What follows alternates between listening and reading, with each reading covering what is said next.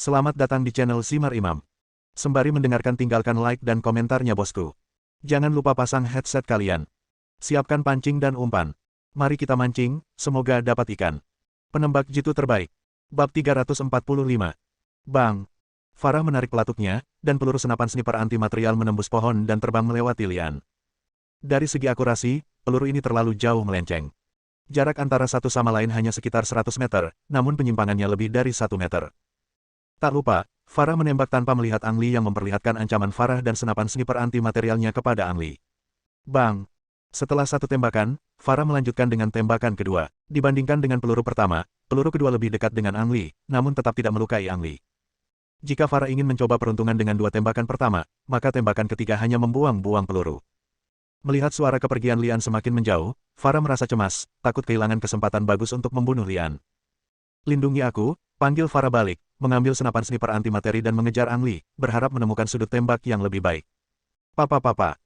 Hertz menarik pelatuknya, dan senapan otomatis itu memuntahkan lebih dari selusin peluru dalam satu tarikan napas dan terbang ke arah Ali, lalu mulai menembak dalam semburan, sehingga Ali tidak punya kesempatan untuk mengangkat kepalanya. Mundurnya Lian tidak cepat, di satu sisi ia mengamati gerak-gerik Farah untuk menghindari tembakan lawan. Tak lama kemudian, Farah tiba di tempat Ang Lee membunuh 3 penembak jitu lainnya. Tergeletak di tanah adalah senapan sniper. Jika itu adalah senapan sniper lainnya, Farah tidak akan peduli, tapi itu adalah senapan sniper tipe 85. Dari sekarang hingga saat ini, Farah hanya mendengar suara dan tidak melihat Lian. Senapan sniper Type 85 merupakan simbol penting dari Ang Lee. Setelah melihat senjata tersebut, Farah merasa sedikit bersemangat. Lian, itu memang kamu. Farah secara naluriah mengulurkan tangan dan mengambil senapan sniper tipe 85. Retakan. Saat senapan sniper diambil, terdengar suara batu berguling ke bawah, diikuti dengan ledakan dan semburan api. Jatuh ke dalam jebakan. Farah dibunuh begitu dia mendapat ide. Itu hanya jebakan, dan kemungkinan Farah menyentuhnya sangat rendah. Namun jika dipadukan dengan senapan sniper Type 85, akan menggugah rasa penasaran lawan. Ang Lee memanfaatkan ini sepenuhnya dan dengan cerdik membunuh Farah. Begitu ledakan terdengar, Ang Lee tergeletak di tanah dan mengunci lokasi Hertz dengan senapan sniper yang diambilnya. Masih ada 2 peluru di sniper rifle ini, yang cukup untuk membunuh satu sasaran Ang Lee. Hertz dan Farah bersaudara, dan mereka telah bermitra di medan perang selama bertahun-tahun. Tiba-tiba melihat saudaranya terbunuh oleh bom, Hertz kehilangan kendali. Di medan perang, begitu seorang penembak jitu kehilangan kendali, ia akan sering menghadapi kematian. Hertz menembakkan semua peluru di senapan otomatis dalam satu tarikan napas, lalu meraih senapan sniper dan bergegas menuju Farah. Bang! Ang Lee menarik pelatuknya. Jangan mengira Ang Lee hanya mundur begitu saja. Saat mundur, dia juga mencari sudut pengambilan gambar yang cocok. Hertz ditembak mati oleh Ang Lee tepat setelah dia terkena pistol. Wow! Ang Lee berdiri dan bergegas menuju Ali. Dari tembakan pertama hingga tembakan terakhir, seluruh pertarungan memakan waktu kurang dari 3 menit. Saat melewati jenazah Farah, Ang Lee tak berhenti. Pertama-tama, pria yang terbunuh oleh bom tidak akan pernah terlihat baik. Kedua, senapan sniper anti-material terlalu besar untuk digunakan di hutan, dan Ang Lee tidak tertarik dengan senjata semacam itu. Saat melewati mayat lainnya, Ang Lee berhenti sejenak dan mengambil senapan sniper dan magasin cadangan milik pihak lain. Sedangkan untuk senapan sniper tipe 85, baru saja rusak ringan akibat ledakan. Selain itu, terlalu mencolok, dan Ang Lee tidak berniat untuk membawanya lagi, meskipun hal itu dapat membantunya membingungkan musuh dalam keadaan tertentu. Saudaraan. Ali keluar dari lubang dan berteriak pelan, bersyukur sekaligus sedikit malu. Melihat Ali hanya terluka ringan, Lian memerintahkan, persiapkan lukanya dulu, dan ayo keluar dari sini. Ya. Ali mengangguk dan menekan lukanya dengan tangannya untuk menghentikan pendarahan. Sebelum berangkat, Ang Lee mengambil senapan otomatis dan amunisi milik Hertz. Bagi Lian dan Ali, berbahaya kemanapun mereka pergi, jadi mereka berhenti sebelum pergi jauh. Setelah membalut pendarahan Ali, keduanya meninggalkan perlengkapan medis bekas di tanah. Jangan remehkan barang-barang medis yang ditinggalkan sembarangan ini, karena akan menjadi petunjuk untuk dilacak musuh, namun bagi Ang Lee, barang-barang tersebut sengaja dijadikan jebakan. Keduanya mundur 40 atau 50 meter lagi, dan kemudian Ali yang terluka bersembunyi di semak-semak untuk beristirahat, sementara Lian memanjat pohon untuk menjaga dan beristirahat. Salah satunya di udara dan yang lainnya di darat, membentuk pertahanan baku tembak. Malam ini ditakdirkan untuk menjadi sulit, dan keduanya harus memanfaatkan setiap momen untuk beristirahat. Broker itu meletakkan cangkir kopi di tangannya di atas meja, menggeliat dan berkata, sekian untuk hari ini. Ya, Jesse mengangguk. Siaran video langsungnya belum dimatikan, tapi sudah tidak ada lagi yang bisa ditonton. Bagi orang yang berjam-jam menonton video pasti lelah dan butuh istirahat. Banyak orang telah mendownload video Ang Lee menyelamatkan Ali. Bukan hanya karena pertarungannya yang seru, tetapi juga karena setiap keputusan dan tindakan yang dilakukan Ang Li merupakan bahan ajar penembak jitu yang sempurna. Apalagi bagi mereka yang baru memulai menjadi seorang penembak jitu, ada banyak taktik penembak jitu yang berguna untuk dipelajari. Semua orang mengantuk, tidak terkecuali penembak jitu yang berpartisipasi dalam game kematian. Di malam hari, semua orang tahu bahwa sangat berbahaya untuk terus bergerak, jadi semua orang memilih untuk berhibernasi dengan pemahaman diam-diam. Malam terasa sangat damai, dan semua orang cukup istirahat dalam suasana mencekam hingga siang hari. Berdesir. Telinga Lian bergerak, dan dia dengan tajam menangkap sedikit suara gesekan, dan secara naluriah membuka matanya. Bermalam di pohon jelas bukan hal yang nyaman. Lian merasakan sakit yang kaku di banyak bagian tubuhnya, tapi dia tidak mempermasalahkannya dan fokus pada arah suara. Karena Lian berdiri tinggi dan langit sudah agak cerah, dia memiliki garis pandang yang sangat bagus dan dapat melihat sosok bergerak sejauh 100 meter. Lian menghitung total ada 8 orang yang terlihat, masing-masing dalam kelompok 2 orang, dan jarak antara satu sama lain tidak lebih dari 30 meter. 4 tim penembak jitu beraksi secara bersamaan, membuktikan bahwa mereka telah membentuk tim tempur. Dalam game kematian di mana kamu bisa saja diburu kapan saja, memeluk rombongan agar tetap hangat tentu merupakan cara yang baik, setidaknya kamu tidak perlu khawatir diserang oleh orang-orang di sekitarmu. Setelah lebih dari 10 jam penggilingan, banyak orang telah mengadopsi metode ini dan membentuk tim tempur besar dan kecil untuk memastikan bahwa mereka dapat bertahan lebih lama dalam permainan ini. Bab 346. Broker itu baru saja makan sepotong roti, minum segelas susu panas, lalu mulai mengetik di keyboard. Menghadapi 8 musuh, berapa banyak yang bisa dibunuh Ang Li menggunakan senapan sniper? Ini bukan soal matematika, tapi pertaruhan. Banyak orang kehilangan secara menyedihkan kemarin. Setelah malam pemulihan, saat matahari terbit dan segala sesuatunya hidup kembali, orang menjadi energi. Orang yang kehilangan uang kemarin ingin mengganti kerugiannya, dan orang yang memenangkan uang ingin menang lebih banyak. Tidak seperti kemarin, situasi keuangan saat ini tampaknya tidak berpengaruh terhadap hasil, dan masyarakat bahkan lebih energi.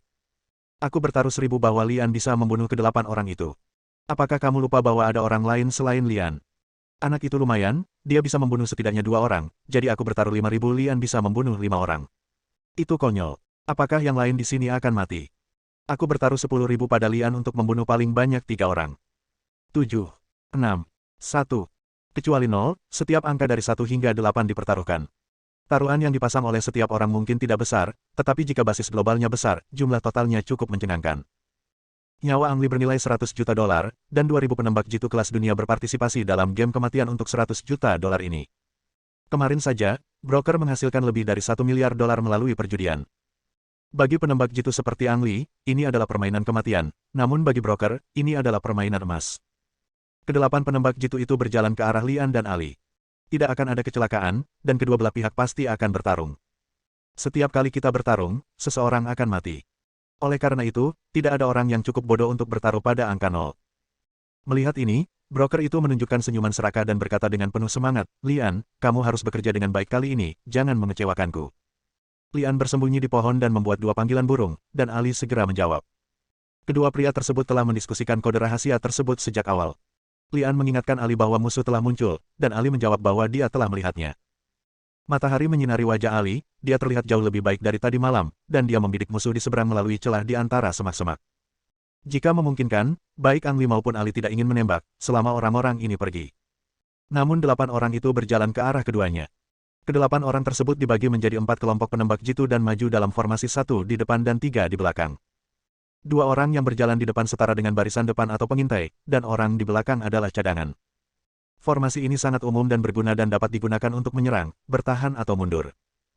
Jika Lian tidak berdiri begitu tinggi, dia tidak akan menemukan 8 orang sekaligus, tetapi akan menemukan 2 orang yang berjalan di depan terlebih dahulu. Begitu Anda salah memperkirakan jumlah musuh dan melancarkan serangan terhadap 2 musuh di depan, Anda akan langsung dikepung oleh 6 musuh di belakang. Jika mereka menemukan situasinya tidak tepat, 6 orang di belakang dapat sepenuhnya meninggalkan prajurit terdepan di depan dan mundur dengan cepat. Jangan mengatakan hal yang tidak tahu malu tentang meninggalkan rekanmu. Perang adalah sebuah kenyataan. Tidak ada seorang pun yang ingin mati sia-sia. Terlebih lagi, hubungan seperti itu pada dasarnya tidak dapat diandalkan. Mengabaikan orang lain dan menjaga diri sendiri adalah fenomena yang sangat universal. Musuh semakin dekat, dan 2 tentara terkemuka dengan cepat menemukan limbah medis di tanah, yang membuat mereka lebih berhati-hati. Bang! Limbah medis tersebut awalnya adalah umpan. Ketika musuh menemukannya, mereka mengatakan bahwa mereka terkena senjata Ang Li dan Ali. Ali lah yang menembak, dan penembak jitu di depan ditembak mati. Bang! Penembak jitu lainnya langsung terjatuh ke tanah, namun tetap tidak terhindar dari tembakan Ali, dan juga tewas karena kepalanya terpenggal. Ketiga tim penembak jitu di belakang tiba-tiba mendengar suara tembakan dan secara naluriah mencari bunker untuk bersembunyi. Setelah Ali melepaskan dua tembakan, dia langsung mundur. Hancur. Bilah rumput di semak-semak itu terhempas. Musuh yang baru saja bersembunyi di balik bunker mengetahui bahwa Ali hendak melarikan diri, dan segera bergegas keluar dari balik bunker untuk mengejarnya, salah mengira bahwa Ali sendirian. Ali berlari sangat cepat, dan tentu saja dia sangat berhati-hati. Dia terus membungkukkan badannya dan menggunakan rintangan untuk menutupi dirinya, serta tidak memberikan kesempatan kepada musuh untuk menembaknya. Jika musuh ingin menembak Ali, ia harus berlari lebih cepat. 6 orang yang tersisa bahkan tidak melihat kedua saudara yang mati di tanah, dan seluruh energi mereka terfokus pada Ali. Mereka tidak yakin apakah Ali adalah Ang Lee atau bukan, dan mereka tidak mempedulikannya. Mereka hanya berpikir untuk makan lebih banyak dan lebih sedikit. Jika target pengejarannya adalah Ang Lee, maka mereka akan mendapatkan bonus sebesar $100 juta. Jika tidak, ambil bonus $100.000 terlebih dahulu. Jangan dilihat sebagai grup untuk menghangatkan diri, ada juga persaingan antar satu sama lain, semua orang ingin menembak dan membunuh Ali secara pribadi. Karena itu menyangkut kepentingan Anda sendiri. Ditambah dengan medannya, musuh berkumpul tanpa disadari. Menabrak. 6 musuh bergegas lewat di bawah pohon tempat Lian berada. Ini harus dianggap sebagai masalah umum di kalangan masyarakat. Kebanyakan orang cenderung memandang ke atas, tetapi jarang yang benar-benar melihat ke atas. Apalagi dalam situasi ini, tidak ada yang menyangka ada orang yang bersembunyi di pohon. Papa. Senapan yang sepenuhnya otomatis mengeluarkan suara yang mirip dengan tembakan senapan mesin. Dalam kasus penembakan terus-menerus, semua peluru di magasin ditembakkan dalam satu tarikan napas. Perang itu kejam, dan tidak ada yang tidak terhormat jika menembak seseorang dari belakang. Lian bersembunyi di pohon. Jarak garis lurus antara musuh dan dirinya tidak lebih dari 30 meter, dalam keadaan seperti itu, tidak ada yang bisa menghindari peluru. Saat magasin peluru berterbangan, ke-6 penembak jitu jatuh ke dalam genangan darah. Membunuh 6 musuh sekaligus pastinya seru. 6. Haha, Ang Lee membunuh 6 dari mereka. Saya akhirnya menang kali ini. Aku kalah lagi. Kok 6? Tidak bisakah kurang 1 atau lebih? Berbagai pesan langsung bermunculan di halaman web yang digunakan untuk memasang taruhan, ada yang heboh, namun ada juga yang menyayangkan. Namun, dalam sekejap, semua taruhan terhapus. Tepat ketika semua orang mengira ada masalah dengan situs webnya, sebuah pesan yang disematkan muncul di papan pesan. Harap dicatat bahwa isinya adalah berapa banyak orang yang bisa dibunuh Ang Lee dengan senapan sniper. Kata, senapan sniper, diperbesar 2 kali. Mereka yang bertaruh pada 6 tiba-tiba menjadi iri. Musuh yang baru saja ditembakkan Lian adalah senapan otomatis, bukan senapan sniper. Dengan kata lain, jumlah musuh yang dibunuh oleh Ang Lee menggunakan senapan sniper adalah 0. Hahaha. Tawa sang broker hampir mengguncang tenda. Karena tidak ada yang bertaruh pada angka 0 sebagai bankir, dia memakan semua taruhan yang dipasang oleh orang lain, dan tiba-tiba menghasilkan lebih dari 1 miliar. Jika Anda tidak menjual dengan cukup baik untuk membeli, bankir akan selalu menjadi pemenang besar. Bab 347. Ali menembak terlebih dahulu untuk menarik perhatian musuh, lalu Ang Lee mengambil tindakan untuk menghadapi musuh yang tersisa. Keduanya bekerja sama dengan sempurna. Siang hari berbeda dengan malam hari, dan Anda harus berpindah tempat segera setelah mengambil gambar. Jika tidak, musuh lain akan datang seperti lalat setelah mendengar suaranya, dan Anda akan mati jika dikelilingi oleh lebih banyak musuh. Sebelum pergi, Lian dan Ali mencari granat dan bahan peledak lainnya di 8 mayat. Menghadapi hampir 2.000 musuh, hanya mengandalkan senapan sniper di tangan saja tidak cukup. Bom dapat menimbulkan dampak yang mengejutkan dan diinginkan. Sisi negatifnya, berlarian dengan bom di punggung sangat melelahkan. Selain itu, jika ada yang tidak sengaja menembakkan peluru ke bom tersebut, akan sulit untuk tidak mati. Setiap selesai bertaruh, broker akan memberikan kesempatan kepada penonton untuk bernafas sehingga bisa menyiapkan lebih banyak uang untuk taruhan berikutnya. Pada saat yang sama, broker akan merencanakan pertaruhan berikutnya dengan hati-hati. Saat matahari terus meninggi, udara di dalam hutan menjadi semakin lembab dan lembab. Hua. Hujan mulai turun begitu mulai, dan tetesan air hujan sebesar kacang menghantam wajah orang-orang dengan menyakitkan. Game kematian tidak akan dihentikan hanya karena cuaca buruk. Lian dan Ali membangun gudang sederhana dari dahan, rumput, dan dedaunan, yang dapat menjadi kamuflase tersembunyi dan perlindungan dari hujan. Berlindung dari hujan seharusnya menjadi hal terpenting saat ini. Hujan yang menerpa tubuh akan membuat pakaian basah kuyup sehingga menghilangkan banyak panas pada tubuh. Dalam lingkungan yang keras seperti itu, jika tubuh manusia kehilangan terlalu banyak panas, seringkali berakibat fatal. Lian dan Ali membangun gudang sebelum hujan, sehingga tubuh mereka pada dasarnya tetap kering. Selain itu, mereka makan coklat dan beberapa makanan berkalori tinggi, dan tidak mengalami ketidaknyamanan akibat hujan lebat. Namun hujan juga menyebabkan gangguan pada keduanya. Misalnya suara hujan. Jika seseorang melihat mereka dan mendekat, suara hujan dapat menghalangi langkah musuh, menyebabkan keduanya kehilangan kesempatan untuk menemukan musuh. Di saat yang sama, hujan lebat juga berdampak sangat negatif terhadap garis pandang. Oleh karena itu, Lian dan Ali harus waspada terhadap lingkungan sekitar agar tidak dikepung oleh musuh yang tiba-tiba muncul. Hujan deras bisa berdampak buruk bagi Ang Li dan Ali, namun juga bisa berdampak buruk bagi orang lain. Semua orang tahu bahwa bergerak saat ini berbahaya, dan kebanyakan orang akan memilih mencari perlindungan dari hujan. Jika ada mangsa yang kebetulan mengambil umpan, ada baiknya juga mengatasinya dengan mudah. Lian melirik arlojinya, yang menunjukkan masih ada 52 jam lagi. Dengan kata lain, 20 jam telah berlalu sejak awal game kematian, dan itu akan berakhir selama 52 jam berikutnya. Broker bersembunyi di dalam tenda dan tidak mau diganggu oleh hujan. Ia terus mengamati semua orang melalui video, mencari permainan judi baru. Akhirnya, satu orang menarik perhatian agen tersebut, dan itu adalah Roy. Broker mengirimi Roy undangan secara acak dan pada awalnya tidak terlalu memperhatikannya. Baru pada saat itulah dia memperhatikan penembak jitu yang terlihat seumuran dengan Ang Li. Setiap kali seorang penembak jitu membunuh penembak jitu lainnya, broker akan membuat statistik yang akurat. Di balik penghitungan Roy adalah dia telah menembak 10 orang. 10 orang berarti Roy berhasil melewati level dan memainkan game kedua, dan dia adalah orang pertama selain Ang Li yang membunuh 10 orang. Setelah melihat nomor-nomor Roy yang relevan, sang broker semakin tertarik dengan pemuda tersebut, terutama situasi Roy saat ini. Roy bersembunyi di bawah pohon besar, dan hujan sudah membuat tubuhnya basah kuyup. Kurang dari 10 meter dari Roy tergeletak dua mayat. Saat hari mulai gelap, Roy menyergap seorang penembak jitu dan kebetulan ditangkap oleh keduanya. Situasi saat itu tidak kondusif bagi Roy. Jika keduanya bergabung, peluang membunuhnya akan lebih besar. Namun alih-alih menembak, keduanya mengajak Roy untuk bergabung dengan mereka dan membentuk tim beranggotakan 3 orang. Roy tahu betul bahwa mereka berdua hanya ingin memanfaatkannya, tapi dia tidak punya pilihan. Jika dia menolak, dia akan dibunuh oleh kedua pria itu, jadi dia menyetujui kedua pria tersebut. Ternyata tebakan Roy benar, keduanya hanya ingin memanfaatkannya dan membiarkannya berperan sebagai garda depan agar bisa bersembunyi di posisi aman. Roy beruntung hari ini. 3 kali dia bertemu penembak jitu adalah penembak jitu yang bertindak sendiri. Meski setiap saat sangat berbahaya, ketiganya akhirnya saling mengalahkan hingga keempat kalinya. Ketiga Roy bertemu dengan tim yang terdiri lebih dari 30 orang.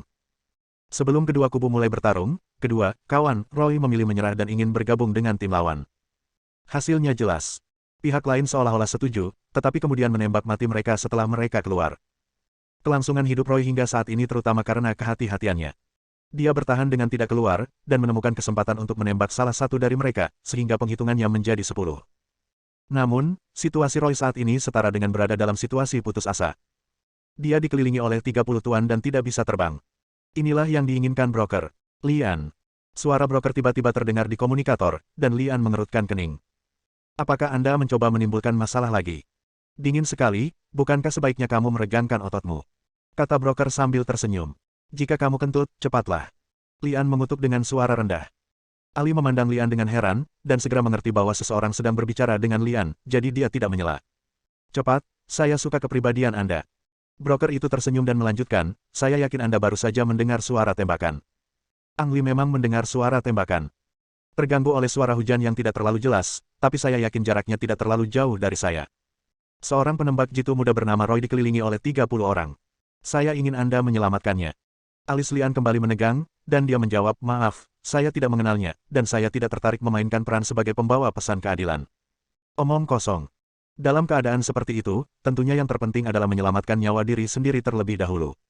Broker itu tidak marah sama sekali ketika ditolak.